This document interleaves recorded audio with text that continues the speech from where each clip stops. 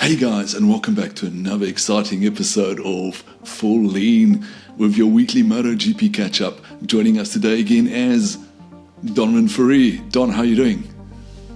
Yeah, all right, New. It's bloody hot here in South Africa. What's it like there? Where you live? You live in paradise, don't you, in Australia?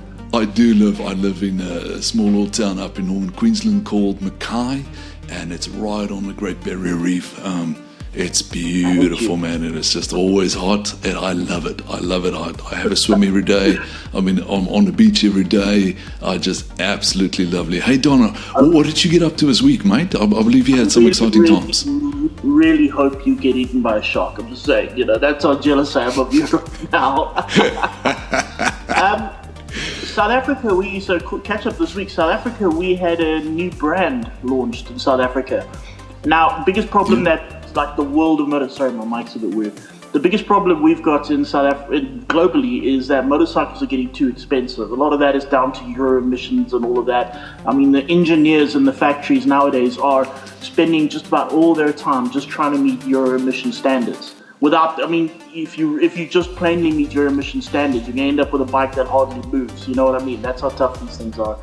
And because of all of that, now the price of motorcycles is just getting ridiculous. They're getting more and more expensive constantly, and it's taking a toll. I mean, especially here in Africa, it goes without saying. Whereas even places like America, Europe, we're seeing a decline in motorcycle sales because they're too expensive.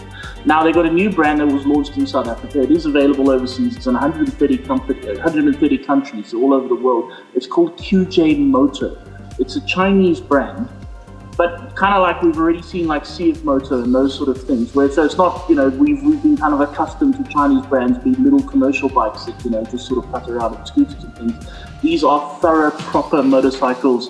They range between a 450cc, should I say, up to 921cc.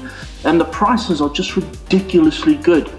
I mean, they've got, my favorite of the lot was a 450cc 4-cylinder superbike. Think about that, 450cc inline 4 superbike, like a proper little thing, and it's cheaper than like a KTM RC390 or the BMW G310, the little single cylinder runaround. It's cheaper than those, faster than those. I think this is going to be a great saving, and we rode a bunch of them. We had a launch out. They actually launched it at a go-kart track. They've got a bike that looks like an MV Agusta Super Veloce, but it's less than half the price. And, look, time will tell. I mean, we just rode them. They're brand new. We just rode them like that. I mean, what they're going to look like in 5-10 years, I hope they still, they stand the test of time. But for now, there's the new trim. They look good. They feel good. They ride really well. And just the prices are exceptional. So I'm very excited. I kind of hope this is a new sort of thing. We're going to see more of this kind of thing. I mean, obviously, look, I think the Japanese and the European brands are still, they're the top notch. But given the price, I mean, for the value for money of these things is just exceptional. Anyway, have you done anything fun? I've been having a bit of a look around, a bit of research, and hey, let's just get straight into it. There seems to be a bit of a rumor going around. I think just today out of Sepang, they were talking about sometimes from the Yamaha team, Jack Miller, one of our Aussie locals, obviously the big man we support in MotoGP. Apparently ran, I believe, a 157.9 on the new V4 M1. And everybody's been going on about it, 157.9 in Sepang in a 2026 test. But I just had a bit of throwback because people were going, it's so fast and it's so this and that. And then I had a look, and then in 2025, he ran a 157.4, not a 157.9 on an old bike. And then in 24, he ran a 157.851, which is very, very similar, realistically, to the times they're running on the new V4. So, is that bike really much to talk home about? Is it really worth all the hype? Okay, if you want the absolute truth, truth, we have no idea because it's testing. And testing, exactly. Honestly, testing is a load of garbage. When you look at the results of testing, it's absolute garbage. But that is a boring answer, okay? It's utterly boring. It's not fun. So what we're going to do instead is we're going to pretend that these results mean anything whatsoever. Now, with us pretending, the V4's looking a lot better than I expected it to. I sort of thought they were going to be like a second and a half a lap down in the beginning and then go, oh dear, and then just slowly sort of climb their way. I kind of expected 2026 to be a kind of learning year for the brand. But they're a lot closer than I expected them. They really are. Look, this is the shakedown test. So what it is it's not just actually meant for the full-time MotoGP riders. It's a private test. So technically, any of the results we see aren't even official results, although they probably are accurate. So it's not like a MotoGP kind of official test kind of thing. And what it's meant to be is only for the test riders. However, Yamaha, so it's test riders and rookies get to participate. However, Yamaha with the concession rules, so depending on the results of each motorcycles, they get different kind of concessions. For example, Ducati's hardly allowed to do anything at all. Aprilia and KTM not so much. Honda a little bit, and Yamaha's at the bottom of the concessions. So they are allowed to take part in the concessions, which is why we're seeing Fabio Quartararo, Alex Rins, and Jack Miller, full-time MotoGP riders. They're the only full-time MotoGP riders competing. Just out of interest sake, sorry to interrupt you. I mean, the 157.9. Alex Espargo brought back the Honda at a 157.1, which I mean is 800ths of a second faster anyway. So I don't know what people are all hyped well, that's exactly kind of it. But here's the thing about testing. I mean, did Alex Espargaro do, for example, a qualifying test? Maybe Honda wanted to see what it looked like with soft tires, full power, and all of that. And maybe he went out and did a qualifying where the rest of them didn't. Yeah. This is the problem with testing. We don't know. But anyway, once again, we're going to pretend. So, wow, Alex Espargaro, that Honda's the fastest thing ever. It was the two Espargaro brothers. Paul Espargaro was in second place on the KTM.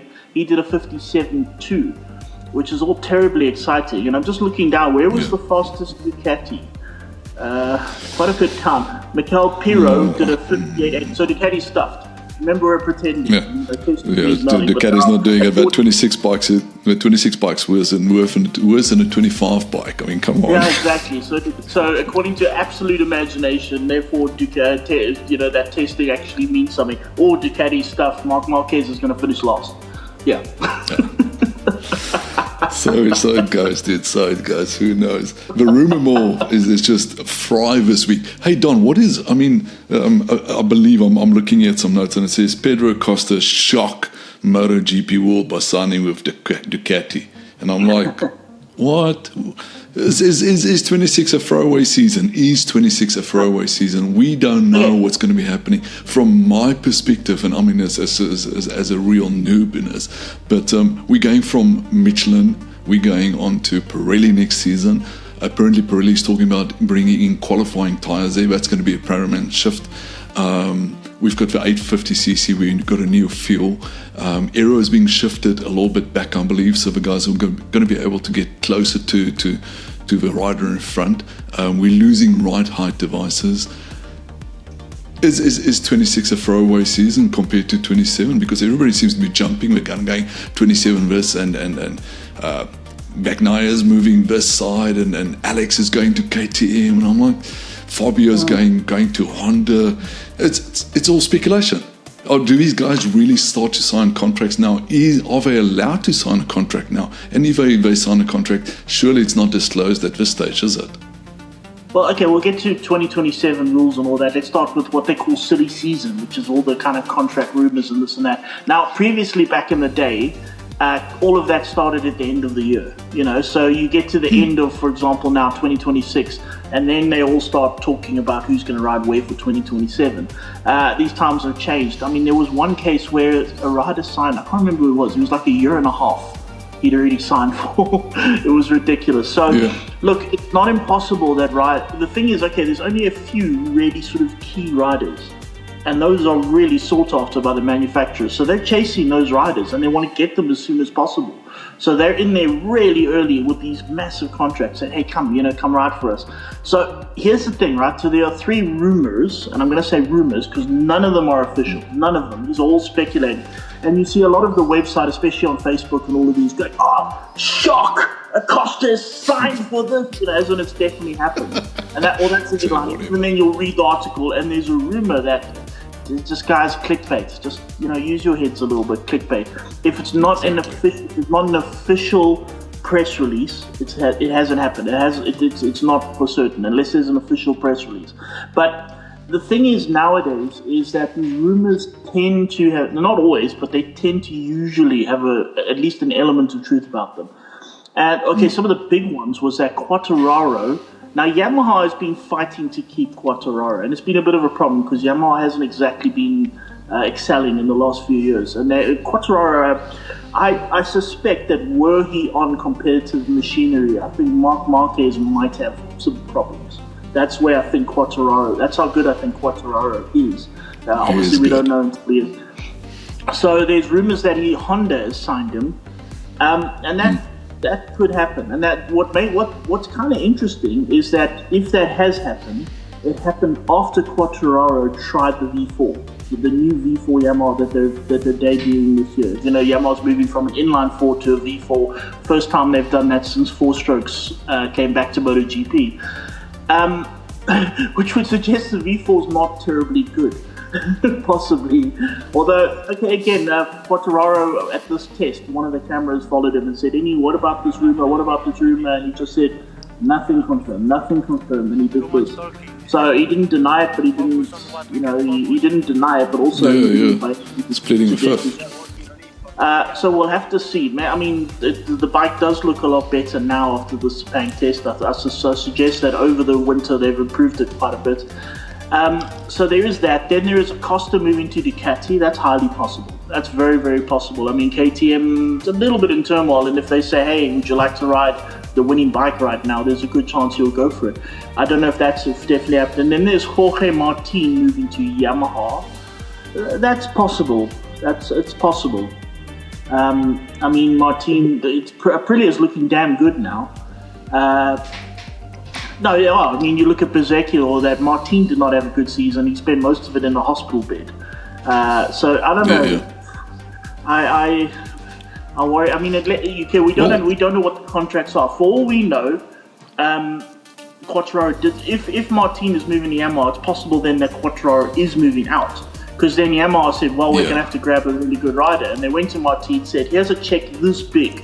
Come ride for us. And Martin said, Well, what I've done, Don, is I've gone online. And obviously these are, nothing is in concrete.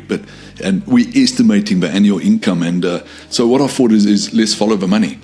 And I had a quick look. And reportedly, Mark is sitting on about a €17 million euro per year up to the end of this year with Ducati. Fabio is sitting on a 12 million euro, and then Pecca's sitting at a 7 million. I don't know if that's going to be worth much longer for him. Let's see how he goes this season. And then Jorge was sitting at a 4 million with Aprilia. And then next up, believe it or not, is actually Johan Zarco sitting on a 4 million. And as I believe he was signed till the end of next year still, although this one says he's signed up till the end of 26, so I'm not exactly sure what's going on there. But basically, I mean, if Fabio is going to be moving out of Yamaha, then that 12 million euro becomes available, then I think they might have a budget, because in the end of the day, it's about budget, isn't it?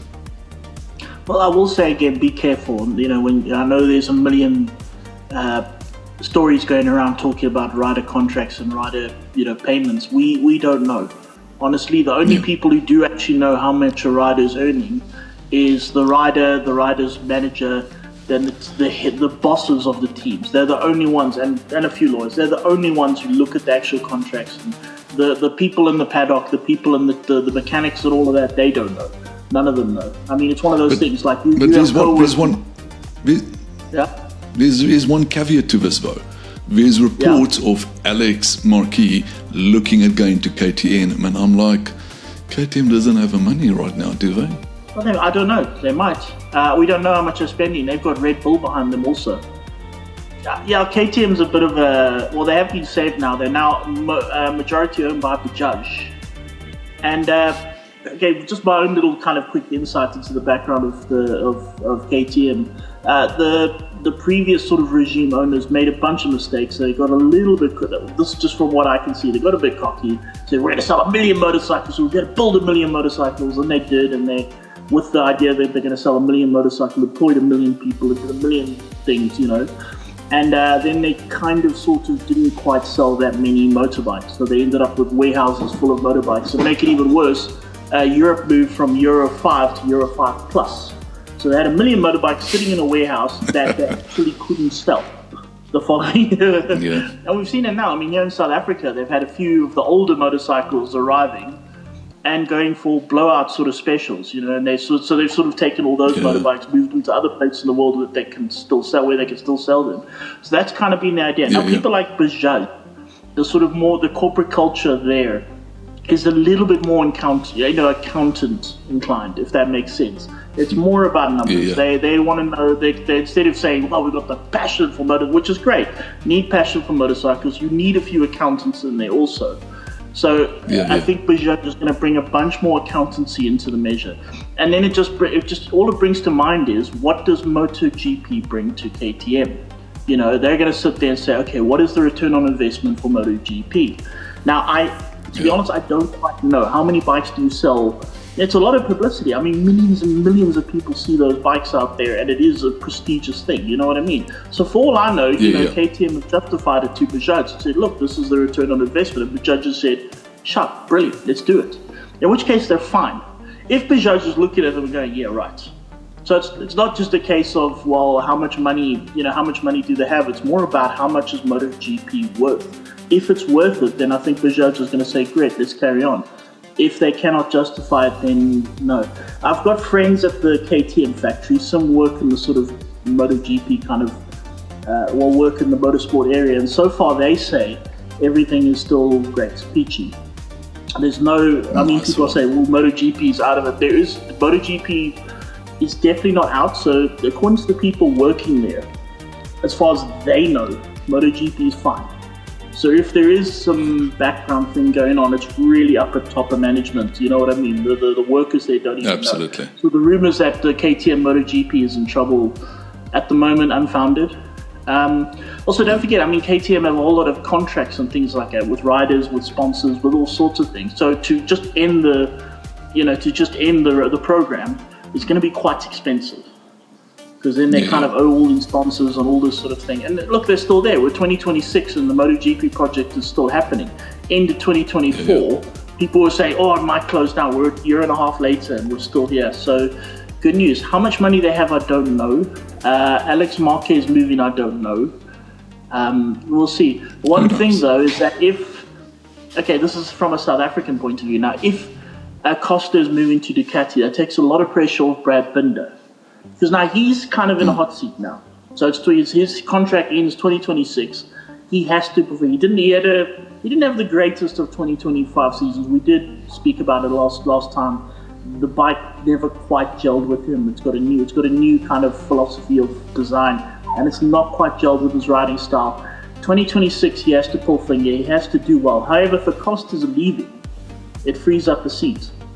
So now they're not all. Now it's not like Acosta's staying and his seat is now in trouble. You know what I mean? And the others are going to be vying for his seat. Now there's 2 seats available for next year, which means he still needs to do well, but it does take a little bit of pressure off him, which is good news. But let's see. Again, none of this is confirmed, so let's see what happens. Then apparently there's this rumor doing the rounds that Rossi might just be a wild card rider on a track somewhere. Is that true? No. Never. Although there was that, it makes me laugh. And social media is strange. The way it kind of changes things, and you see people. It's both amusing and worrying at the same time. So the VR46 Academy had a test day at Mandalika in Thailand. Indonesia, sorry. The Mandalika circuit in Indonesia. And they went there not on their race bikes, they went on road bikes, obviously all kitted up with a bunch of extras, so a whole bunch of souped up road bikes, Panigales and whatever. And Rossi was among them. And they had riders like Pecco Bagnaia was the fastest. For everyone who says, Bagnaia's done, he's finished. He was the fastest. Followed by, I think it was Morbidelli second. Sorry, I don't have it all in front of me. But it was Morbidelli, De Gian Antonio, all of those guys. Bezzecchi was there, a whole lot of them. Rossi was there. He'd never ridden the Mandalika circuit before. It came into the calendar after he retired, and he was there on a pretty souped up R1. 46 years old, hasn't raced for I think 3 or 4 years now, motorcycles, and he was 1.8 seconds a lap off Bagnaia. Now, this is where I find social media funny. You look at the comments when they say, there was a lot of them saying, Rossi's still fast, only 1.8 seconds off Bagnaia. And these people go, 1.8 seconds, that is, if that were in a race, he would be like, oh, that's not fast. Just think about what you're saying, people. Think about what you're saying. Okay, he's a 46-year-old man who hasn't raced motorcycles, in years. He's got a family at home. He's got nothing to prove. And he's 1.8 seconds. Yeah, sure. If he were a current MotoGP rider, and he went out in the MotoGP race and he was 1.8, that's a lot. However, as an old man, retired, just having fun. He's got nothing to prove. He's not testing anything or anything. He's just having fun. He's riding. He's 1.8 seconds off. Mr. Person sitting on Facebook going, oh, that's not fast. That's not. Could you get within a minute of that time? A minute. The answer is no, you couldn't, you loser. You couldn't get within a minute of that time. If you were a quick rider, if I gave you credit and you said you were a competent, regular track rider, you'd be lucky to get within 20 seconds of that time. In the global, the MotoGP environment, 1.8 seconds is a lot. In a global environment, 1.8 seconds is right. It's damn fast, and it's certainly a lot faster than the people go. And I find the mindset of all of this is kind of. No, I don't think Rossi will come back. I don't think he's capable of winning anything on a motorcycle anymore. But 1.8 off as a retired guy up against, seasoned current MotoGP. 1.8 off a seasoned current MotoGP rider is ridiculously fast. It's ridiculously fast. I've got a little story to tell you, Don. In the 1098 launch at Kyalami, Troy Bayliss obviously was the guest rider, and I was one of the media guys that managed to get out on track. And so Troy was taking us out, and he was leading, and I was right behind him. He was obviously my hero. And so what he does is he's just going through, letting us all settle in on a bike, and he's slowly but surely he's letting the pace come up. And eventually we're chasing Troy. We're doing our utmost. And this guy's sitting upright, one hand, and it was an absolutely humbling. And I'm not the fastest rider out there, but I did win quite a few, races on a SV Suzuki. I did a few races as a teammate with you. I wasn't the slowest rider out there. I wasn't the fastest, but definitely faster than an average track day guy out there. And I was chasing him hard, and Troy was just absolutely having a joy of a ride out there. At the time, I believe it was about 2007, 2008, I can't remember exactly when. He actually broke the South African track record on that normal 1098R, obviously at the time, or S, on street tires. It was just phenomenally. It was so humbling to be on track with this guy, and I'll never forget that. Troy, obviously one of my heroes. And talking about that, he's one of only 3 guys that's transitioned from World Superbike into MotoGP. And I had a quick look, and I was just out of interest sake, and I do have it around here somewhere. And we had Ben Spies. He managed 1 win in MotoGP. Troy Bayliss back in 2006 Valencia. He actually won 1 race. And then Cal Crutchlow managed 3 races in MotoGP. And where this is leading to a young fellow that's just come on to the MotoGP paddock. Obviously, I predict, here's my prediction for the year. I think I know who's going to be Rookie of the Year. Diego Moreira. Top rank, man, come on. Okay. No, right. This is interesting. So if we're going to look at the shakedown test, remember they mean nothing. So let's pretend for a second. Diego Moreira was, I'm looking at them here, a whole 0.1 second, 0.1 faster than Top Rank Razgat Lioglu. Which is, okay, it's sort of interesting at the same time. Remember Diego Moreira, he's the Moto2 champion. It's great. We've got a Brazilian back in MotoGP. That's very exciting. I was a big fan of Barros. You remember Barros back in the day, last of the late breakers, You used to see the helicopter shots, and all the bikes would be sort of going down the track, and they'd all break, and there'd be one guy who'd just be like, past everybody, and that was always Alex Barros. And it was just very cool having Brazilian. I don't know what it is. Something about having a Brazilian there is just kind of cool. So Diego Moreira, the Moto2 champion, he's with the LCR Honda squad. We'll see how that works. Honda is getting a lot better. And already by this, he was 8th fastest in the shakedown test. He was, let me just see, he was about, he was 1.2 seconds a lap slower than Aleix Espargaro. Remember, Sepang is a long lap, so, the longer the lap. So 1.2 is, it's within reason. He was, the fastest full-time rider was Quartararo at 57.6. So he was 0.7 slower than Quartararo. But they are kind of similar. But that, again, we're going to have to see that Yamaha M1. How quick is that? The thing is, though, Toprak is slowest of the full-time MotoGP riders. And again, this is where the kind of unknown happens. What is the level of World Superbikes? How fast are those riders? So Toprak was able to dominate there. When he was dominating on the R1, well, not dominating, that Ducati was fast, but the R1 was quite a bit slower than the Ducati, and he was still able to stick it to them. He then moved to BMW. Now, at that stage, BMW was considered a career killer. No one can win on the BMW. People like Scott Redding. They went across to and they just sucked. They just couldn't get to turns. So he moved across to the BMW and immediately was fast. I think he won his first race out, if I'm not mistaken. I stand under correction. He did. Yeah. And then at that minute, I thought, okay, maybe this guy can make it a MotoGP. Maybe. Because that's quite a big switch going from the R1 to the BMW. And remember, curriculum, no one else could win on that bike. The R1, at least you had, what was it? What's the other rider's name? The other rider there, the Italian, his name was just skipped. Anyway, he was at least able to run near the front, whereas nobody on the BMW could come anywhere close. And he won the championship immediately on that BMW. But again, what is the standard of World Superbikes? How close is it to MotoGP? That's the question.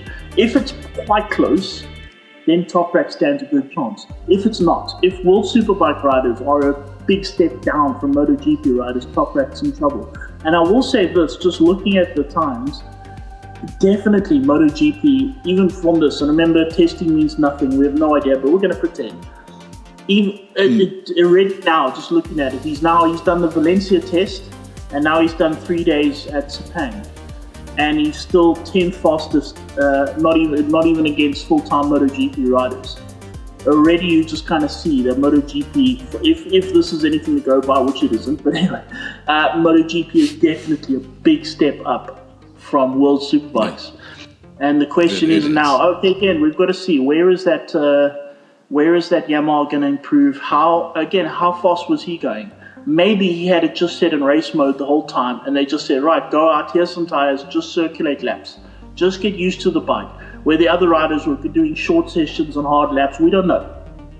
I would personally, if I had a new rider like Rosgat Liautu, I just want him to do tires. The other thing we don't know is how many laps they did. We don't know. If I had a new rider, my tactic would be, okay, dude, you just need seat time. So don't worry about it. We'll get a setting. We'll sort of work on the setting, but more or less, here's a set of tires that are going to last. Go out there, do a bunch of laps, circulate, get on the bike, get seat time, get feeling for it. And if that's what they did, then he won't set a fast time. Remember, the only thing we can see is the one fastest lap. So we don't know again. But so far, if all is kind of equal, it does look like MotoGP is a step up. But I think when we do the real test, which is happening this week, which is all the MotoGP riders are going to be there, it's going to be the full circus, we might see different results. We'll see. But again, I love, the only reason I used to watch World Superbike is because I love Toprak. I don't know how keen I'm going to watch it now. I will watch it because we want to talk about it on the show probably. But it's just... I don't know. There was a magic to watching Toprak. There's a magic. He's exciting. You know what I mean? You watch him ride, you watch him move that bike, and you watch him brake. He's such an exciting rider. And I really, really hope that we can see him be exciting in MotoGP also. Imagine at Assen, last lap of Assen, they go into that fast left-hander, and then you go to the chicane before the start-finish straight. Last lap, Marc Marquez and Toprak, Rosgat Liautu, side by side. Okay, just think about it. Just think about how mad that would be. And I kind of hope we see stuff like that, because that's going to be so cool. Man, it's going to be cool. But yeah, So I'm rooting that Rosberg Lioglu does well.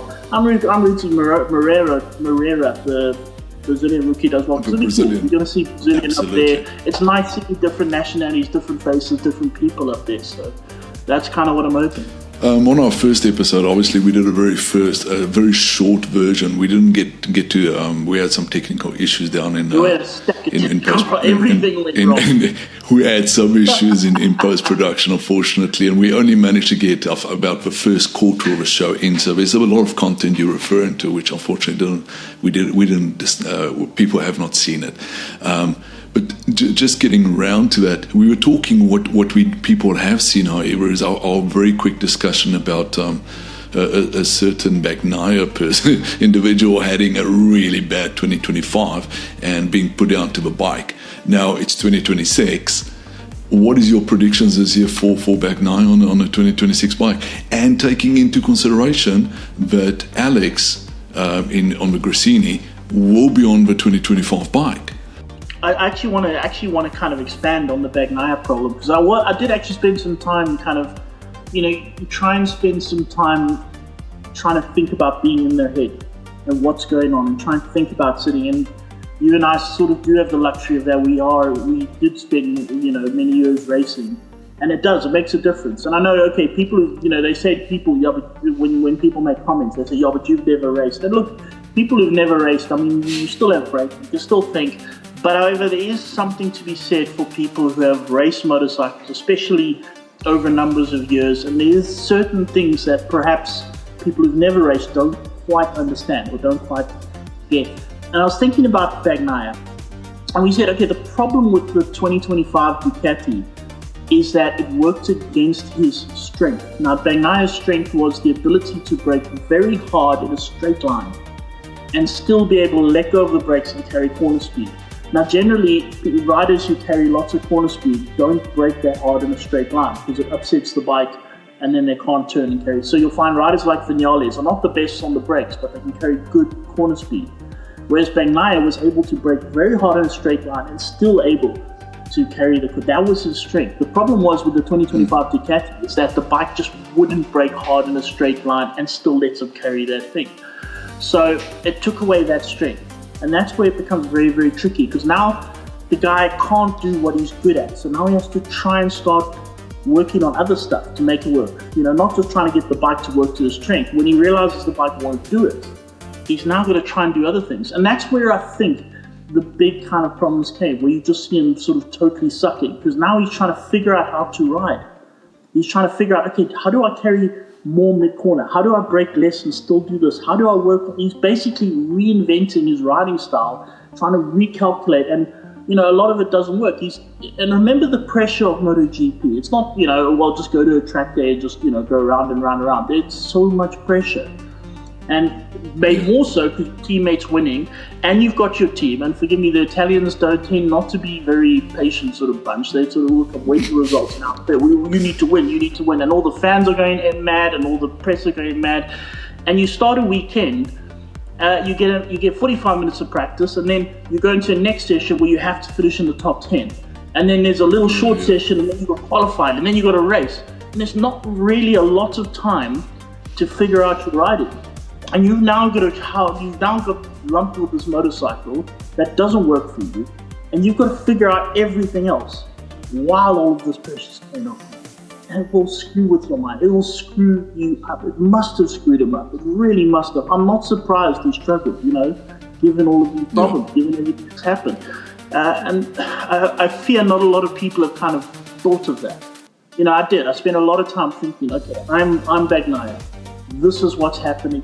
This is what I'm presented. This is where I am. Man.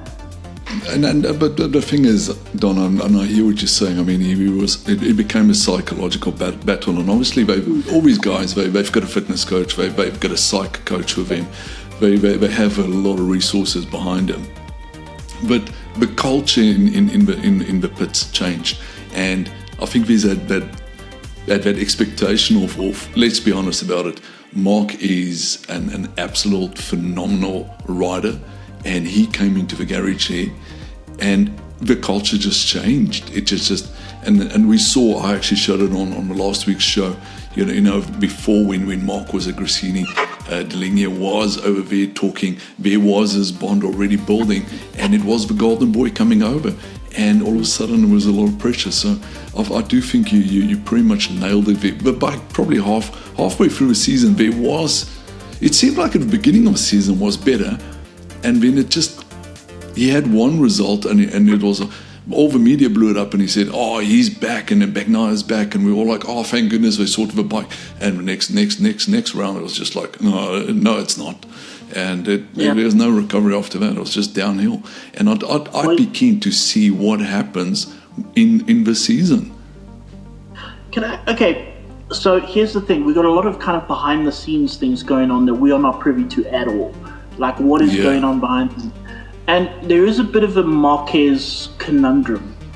And we saw it. In fact, we didn't just see it at Honda. It started in Moto2. Remember that Suter was winning in Moto2. Marc Marquez moved up from Moto3. He was the new golden boy at Suter. He had his own team, and all the top engineers from Suter were now in this garage, and that really annoyed the riders in the other garages who previously got all the attention. And all of a sudden, Suter went from the best bike to only Marc Marquez can win on it. Then they went to Honda, also the great Repsol Honda, and within 2 years, only Marc Marquez could win on it. Now we go to Ducati, and I thought I suspected this would happen, but I thought it would take a couple of years. First year, only Marc Marquez can win on it. Do you kind of see, and I know, forgive me, there are going to be people right now typing, no, because, how dare you offer, this isn't even criticism of mine, it's not, it's just observation. Yeah. It is observation. Maybe it's all coincidence. Maybe it's just Marquez's bad luck that when he moves to a team, it just happens to be that team sucks. You know what I mean? Maybe that's all happening. There's two sort of theories behind. In fact, three theories behind it. One is that just literally it's bad coincidence. As Marc Marquez moves into a new manufacturer, that manufacturer starts sucking, and then Marc Marquez uses talent and overrides it and wins, and it's just coincidence. The other one is that Marquez hides the problems of the bike. So they put some stuff on. He rides it, and it goes well with him, and they think it's working. But then, it's again Marc Marquez override, and that sort of does that. So he hides the talent. The problem with those sort of theories is that they've got all the other riders on the bike who are going, hang on a second, this thing is, and surely they would have let them know. The third one is that Marquez gets a bit pushy and he says, hey, I want this bike. And they're going, yeah, but the other riders, I want that bike. You want me to stay on this motorcycle? You give me that. And this has happened. It's not Marc Marquez is not the first to do something like this. It happened previously with other champions. I know Mick Doohan did this kind of thing also, where they sort of insisted, they're the number one. They insist on this bike, and they know full well, they can ride that bike, but the others can't. Yeah. But so they, instead of saying, maybe not even, it's possibly not even the best bike for them, but they know they can win on that bike, and they know the other. So instead of choosing the absolute best bike, they choose a bike that they can win on, but their teammates and other cannot. So it's a tactic. It's not the most. Should we say it's not the most amiable tactic? I mean, you got to be a right bastard to do all of that, and those are the sort of theories. And to say that Marquez just hides, they end up building a crap bike because Marquez just sort of hides the problems is a problem, because all the other riders would have also felt it. The other thing is nowadays, as you see when riders go into press, in the old days, you had people like Colin Edwards and all of them who sit down and, the bike is shit, I don't like this bike, it's terrible. They don't do that anymore. They've got all these PR people who sit there whispering in their ear and that. So every time you see a rider sit down and speak about it, they are so coached on what to say. So we never quite get the truth anymore. It's a bit difficult. You've got to there's a lot more sort of guesstimating than it used to be. Yeah, I'm just sitting here, and obviously I've got one of these strange minds, and I'm just thinking, part of developing the bike. You got more than one mind. I'm multiple people in one. I'm multiple personalities.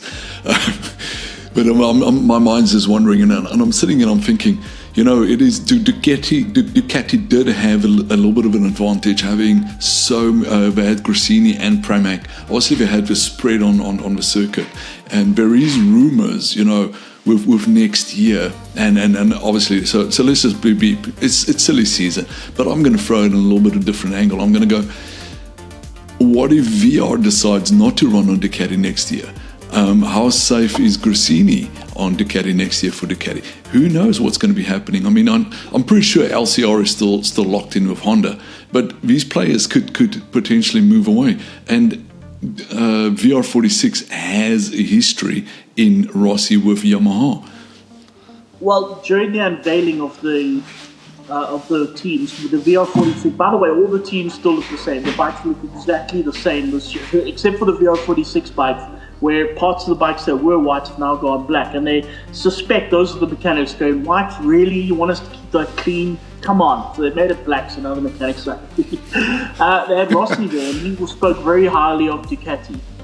He is a Yamaha ambassador, I think he forever will be, even though his team is Ducati, but he spoke very highly of Ducati. He spoke very highly of their relationship with Ducati.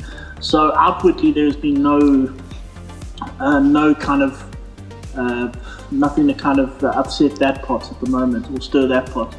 If again, it depends. If Ducati's going to end up going more like the Honda direction, where it's going to become a one-rider bike, then we're going to see that. I mean, we kind of saw that with Pramac already. They left Ducati partially because they promised Martin, he needs to go through and win, and they kind of went against it when Marc Marquez insisted on being in the factory team. So Pramac just said, stuff it, we're going to Yamaha. I do suspect there was a money thing too. I suspect the Yamahas were a lot cheaper than the Ducatis. Yeah, I do think that played into it. But there was a lack of trust there. So, but if Ducati ends up becoming a one-rider bike, then the teams are going to start looking elsewhere. Then they're going to say, okay, what have we got? What else have we got available? So it really, age-old thing. The teams want to win. At the end of the day, they want to go for winning and also financial packages. If they can finish top 5 on a cheap bike or win on a very expensive bike, they've got to kind of toss that up, which is what I suspect Pramac did. The point is, and I'm just going to circle back to this, Don, is last year the 25 bike was perceived to be a flawed bike. And so we've got Alex on that bike this year. We've got the VR46 team. We've got Aldeguer on that bike. Aldeguer is setting out the first race, I believe. Is it true? Aldeguer is missing the testing. He broke his femur, but I don't know. They haven't stated. His doctor said he might make the first round. Again, that's going to be a problem. He's not going to be 100% fit, and he's going to have missed all preseason testing. So his year is starting off very badly. It's going to take him a while to get back together, and he was looking very promising. He was. I mean, he actually managed to get a win in his rookie year, and it still eludes Pedro Acosta, doesn't it? Yeah, it does. We'll see what happens with KTM this year. We'll have to. I mean, Acosta was very close. Again, if you were to judge, there's a million things that go into it. I mean, like we got the Bagnaia struggling with Ducati because it goes against his strength. We had Binder, same problem. The new KTM worked against his strength, and it's a difference between just a bike that's a bit different that you have to adapt to, and a bike that actively works against your strength. That is tricky. But again, it's how good is that KTM, and if you judge purely on riders finishing ahead of their other bike on similar bikes, Acosta and Quartararo are the two best riders on the grid. If you look at it that way, Quartararo and Acosta finished way ahead of anybody else on the same bike, given an average throughout the season. So Acosta is looking very good, and if KTM can build a bike that is winnable, a winning bike, there's a good chance he will take a win. If they do not, those Ducati rumors sound very true. Incidentally, that'll be interesting because it'll be the first time in how long that we're not going to see an Italian rider in the factory Ducati team. A little bit like it, by the way, have you noticed that there's no, I'm going to have to double check it, there's no Japanese riders on a Honda this year. When was the last time that happened? Yeah. What is interesting is the number of teams and bikes and factories that are going without title sponsors. I mean, you look at there was a Yamaha, I think, still don't have one. Ducati have Lenovo, Monster. I don't think the Hondas had one. They used to have Repsol. They don't have one anymore. Even like the Trackhouse thing. Sorry, what the? LCR's got Castrol. Well, one of their bikes is Castrol, yeah. And this is the other thing. In Trackhouse, one of their bikes does not have a sponsor. It's just Trackhouse written on the side. The other one, which is Ayagura, have the famous Gulf colors, those turquoise and orange. But again, that's only one of their bikes. So you've got a lot of bikes that don't have kind of main sponsors. And I do think that this is going to be one of the things where, you got Liberty Media bought out MotoGP, and there's always people going, oh, Liberty Media is going to ruin it. What they do is they're commercial people. They're going to do a lot of commercial stuff. And again, the more people that watch MotoGP, the easier they can get sponsors and the better MotoGP is going to be. So, yeah, and it is slightly worrying to see a lot of these bikes do not have main sponsors down the sides. We did have quite a record viewership last year in a lot of the events, especially the Catalan MotoGP. I believe Le Mans had almost 300,000 people at the race day. Le Mans was a record. But the thing is, Le Mans had a record attendance at the circuit, but Le Mans is a giant party with the MotoGP sideshow. That's what Le Mans. I mean, it's apparently it's utter chaos, and it's so it's more than just it's more than just the racing. You know what I mean? It's like the racing's a little sideshow. It's just a giant party. I don't know what the MotoGP viewership was. I don't know if they actually released what it is in terms of viewers. It wasn't always the most exciting year. And I think 2027 is where that's going to help. I mean, I think the new rules. I don't know if you saw, they had Mickey Kallio on the KTM. Now, Mickey Kallio is what they call, he's an endurance tester. So while they've got like Daddy Pedrosa out there and Paulo Spargaro testing suspension and coming up with parts and all of that, Mickey Kallio, dare I say, great rider, but not quite at their pace. His job is to get on the bike and do laps, put mileage on it. So then, with a whole lot of mileage, they take it back and then they see which bits are going to... It looks like, and this is again not confirmed, no one said anything, it looks like he spent the first 2 days, I think it was the first 2 days, riding an 850. So next year, MotoGP moves to 850cc from the 1000 now. They've got less wings, much less wings, no ride-out devices. But he was riding without a ride-height device. That's the only thing they can glean from this. He had no ride-out device on the bike. Now, it's possible they just put in the motor and they said, look, just go and do laps. No, you don't need a ride-out device. Just circle, put mileage on it. So it's possible. But he was 6 seconds a lap down. 6 seconds. And that's sort of everyone going, ooh, 6 seconds. Mickey Kallio is not a 6 second a lap ride. In fact, on the last day, it was 2.5 seconds. So it's I think Rossi would have done better. Yeah, that's it. No, he was 6, so the people are thinking that he had an 850 motor in there, and he was lapping with an 850 motor. But where this gets complicated is next year MotoGP moves to Pirelli. He was riding with Michelin tires. He did not have any Pirelli tires. And here's the thing, to test a motorcycle with different tires is a waste of time, at least in terms of handling and that. However, it's highly possible that he's got to put mileage. They bought an 850 motor, just said, okay, Mickey, put this motor in, circle laps. So the lap times didn't matter. Perhaps they're just working on different mappings and all of that. So the lap times didn't matter, the tires didn't matter, the handling didn't matter, and he was just circulating doing lap times. And also... Sorry, yeah, I mean, next year, Don, they are running a new fuel. For all we know, they just put that bike out there to see how it's doing in real-world conditions running fuel. Yeah, it is very true, but he was 6 seconds a lap slower.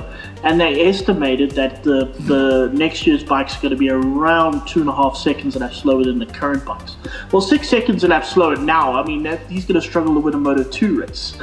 You know what I mean?